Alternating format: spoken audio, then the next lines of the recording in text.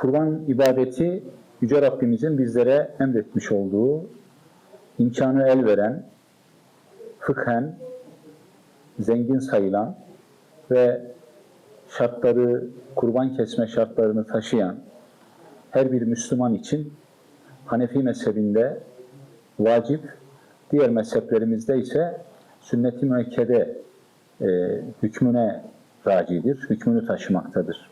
Kurban kesmek çok çok önemli bir ibadettir. İslam'ın özellikle üzerinde durduğu ibadetlerdendir.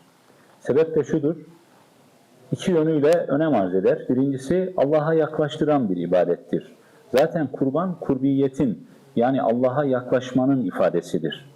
Kişi Allah'a yaklaşmak istemez mi? Yaklaşmanın birçok vesilesi var.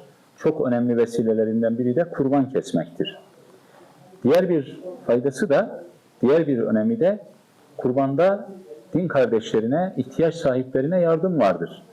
İslam'ın özünde zaten kardeşlik hukuku, insanlara yardım vardır.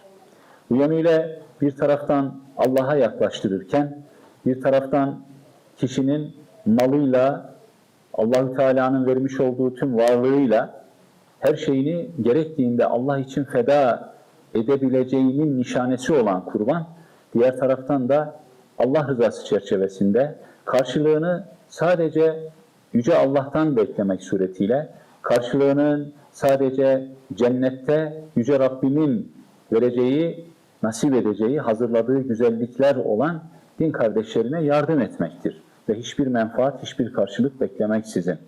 Bu yönüyle bir sosyal yardımlaşma ve ihtiyaç sahiplerine el uzatma, onlara belki bizim aldığımız mesela haberler doğrultusunda yurt dışında öyle haneler var ki işte kişinin mesela vekaletle kurban organizasyonunda sadece kurbanı bekleyip yıl boyunca evine kurban bayramında ulaşacak etlerden başka et girmeyen, bekleyen kardeşlerimizin olduğunu düşündüğümüzde işte kurbanın nasıl bir sosyal yardımlaşma mahiyeti taşıdığını daha iyi anlamış bulunuyoruz.